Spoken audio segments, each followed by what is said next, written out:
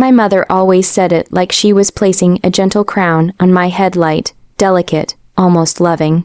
"You're so capable, sweetheart." The words sounded like praise, but over the years they carved themselves into me like lines of expectation. A crown that once felt pretty grew heavier with each year until I realized too late that it was never meant to make me feel valued. It was meant to keep me quiet. Growing up, capable was code for "you'll handle it." If something needed to be done, cleaning, scheduling, researching colleges, filling out forms, repairing things around the house, it was handed to me, or rather, dropped on me. My parents acted as though the world rewarded competence, so I should be grateful to be the one who carried all the weight. Meanwhile, my younger brother, Noah, drifted through life like a balloon someone forgot to tie down. He floated from hobby to hobby, job to job, crisis to crisis, and everyone rushed to catch him each time he fell. I learned early that there were two sets of rules in our house, one for Noah and one for the capable child. And since I rarely complained, my parents convinced themselves that I didn't need attention, support, or even basic fairness. After all, I was emotionally strong. I was independent. I was fine. But I wasn't fine, not in a way anyone ever bothered to notice. I worked hard for everything I had, especially the Subaru. I saved through high school and college, tiny deposits at first, then larger ones as I took on extra shifts. When I finally bought that gently used ocean blue Subaru, I cried in the lot. That little car represented every bit of effort that nobody else saw. It was mine in a way nothing else had ever been, which is why the morning it vanished felt like a punch to the chest. I stepped outside with my thermos steaming in my hands, the sunrise barely warming the air. I was running a little late for work, but the kind of late I could fix with a good playlist on the drive. I took 2 steps toward my parking spot before my brain fully registered what my eyes saw, or rather, what they didn't see. The space was empty. I blinked hard, looked up and down the street, even checked the neighbor's driveway as if my car might have grown legs and wandered off in the night. My pulse hammered in my ears. I felt stupid, confused, and then terrified. I dialed my mother with shaking hands. "Oh, honey," she answered cheerfully, as though nothing in the world could possibly be wrong. "Did you need something? My car?" I said, voice cracking. "It's gone." "Oh." She said it like she had just remembered where she put her reading glasses. "We picked it up this morning. Your father and I drove over before you were awake. You took it." My throat closed. Why? Noah needed a car. She said simply, as if that explained everything. His old one won't start again, and he has that interview today. "So you just took mine without asking. You weren't using it right that second," she said matter-of-factly. "You're so capable, sweetheart. You'll figure something out." And just like that, the crown dropped from my head and shattered. Those words didn't comfort me anymore. They didn't reassure me. They stabbed. In that moment, it hit me with undeniable clarity. In my family's eyes, my capability wasn't something to admire. It was something to exploit, something that made me easier to dismiss, easier to use, easier to overlook. Something that made me nearly invisible. If Chapter 1 was the shock, Chapter 2 was the slow, painful settling of reality, like dust drifting down after an explosion. Except instead of clearing the air, it only revealed more damage. When I showed up at my parents' house that evening, as faint music pulsed from the driveway. My Subaru sat crookedly in the spot where his broken-down Civic used to be. Fragments of leaves stuck in its grill, as if it had been driven through a ditch. I didn't even make it through the front door before I demanded, "Why didn't you ask me?" My father looked up from his chair, unbothered. "Ask you what? To take my car," I said, louder than I intended. "You took it without permission." Dad sighed like the victim of a tedious conversation. "We didn't think it would be such a big deal." A laugh burst out of me, sharp and humorless. "It's my car." Mom appeared from the kitchen, dish towel in hand. "You need to calm down. You're being dramatic." "I needed it for work," I said. "I missed my shift because of this." "Oh, please," she said, waving me off. "Your job is flexible. You're not going to be fired over one missed day." "That doesn't make it okay." She lifted her chin. "Well, Noah needed it more." The words hit me like a slap, of course. Noah needed it more. Noah always needed more. Dad stood, palms spread in a reasonable gesture. You've always been the responsible one. You're good at problem solving. Stop using that word. I felt the heat rising behind my eyes. Being capable doesn't mean I don't have needs. Mom frowned, as if I were speaking another language. Oh, sweetheart, we know you do fine on your own. Noah just struggles. Noah himself wandered into the room then, eating cereal from my favorite mug. He glanced between us, uninterested. What's going on? You took my car. My voice was tight, trembling. He shrugged. Yeah, Mom said it was fine. It wasn't hers to give, I said. He blinked, slow and uncaring. Okay, I'll give it back eventually. You have a job interview, Dad reminded him. Don't let this distract you. Distract him. As if I were the problem, something in me cracked, not loud, not dramatic, just a tiny internal shift, like the first fracture in a frozen lake. But once it formed, nothing could stop it from spreading. I left without another word. Over the next few days, the distance between me and my family grew like an invisible canyon. I answered their messages politely, mechanically. I stopped dropping by. I didn't offer to help with anything, not Noah's resume, not Mom's computer issues, not Dad's tax questions. My withdrawal wasn't loud. It was quiet, steady, a tide pulling back from the shore. People at work noticed first. You okay? My coworker Jenna asked. I shook my head. Family stuff. She gave me a sympathetic smile. The worst kind. My friend Leela came over with takeout one night, and I finally told her the whole story. She put down her chopsticks slowly. That's not normal. I know, I whispered, but it feels normal to them. That doesn't make it okay. Her words settled in my chest like new oxygen. Silence used to make me uncomfortable. Growing up, silence meant someone was angry, or disappointed, or waiting for me to fix whatever problem was brewing beneath the surface. But now silence felt like oxygen. It felt like the first breath after surfacing from deep water. And nobody in my family noticed that I had stopped reaching out.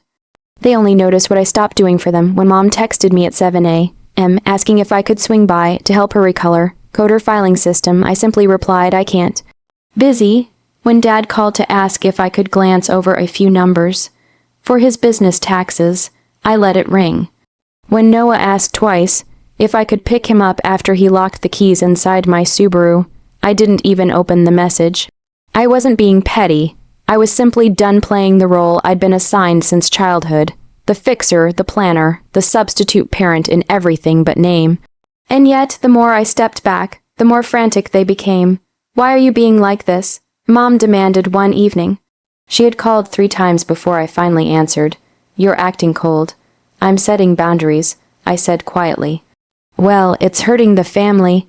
It hurts me when you ignore my boundaries, I replied. She scoffed loudly, as if what I said made no sense. You've always been so independent. This attitude doesn't suit you. Laws that there it was again governed every particle. The expectation that I should be limitless simply because I had been tolerant. That night, something clicked into place inside me, slow and deliberate. I opened my laptop and began making a list. Things that belonged to me, financial accounts, birth certificate, social security card, my Subaru title and paperwork. A list of recurring subscriptions, my emergency fund, the documents for my renter's insurance. Then came a second list. Things tying me to them, the shared phone plan, the old joint bank account they still used occasionally for convenience, the spare key to my apartment they'd insisted on having just in case. Those items needed to disappear from their reach. I spent the next week quietly unraveling the tangled knots that had kept me tied to their expectations. I opened a new phone plan under my name only. I moved the last of my savings into a private account. I went to the locksmith and rekeyed my apartment door. It was strange how easy it was, how quickly my life became mine again. But the real turning point came on a Wednesday afternoon when I stopped by my parents' house unannounced, hoping to retrieve some childhood documents I'd left in the attic. As I walked up the driveway, my heart sank. My Subaru, the car I had loved, protected, and cared for, looked like it had aged 10 years in 3 weeks. A fresh scrape along the back bumper, mud splattered along the sides, a fast, food cup on the hood like a casual insult. Noah appeared from around the side of the house chewing gum. "Oh," he said, "you're here." I stared at the damage.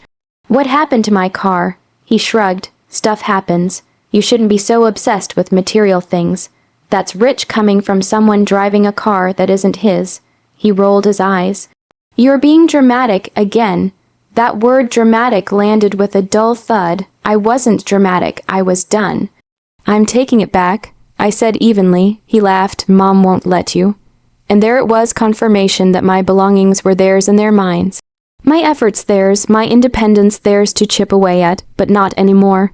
I walked back to my own car, my friend's car that I'd borrowed for emergencies, and made a decision that felt like flipping a hidden switch inside myself. I wasn't going to argue. I wasn't going to beg. I wasn't going to explain. I was going to prepare, and the moment I made that choice, the turning point solidified like cement around me. I wasn't the capable one anymore. I was the one taking control. The decision didn't come with thunder or lightning or any dramatic burst of emotion.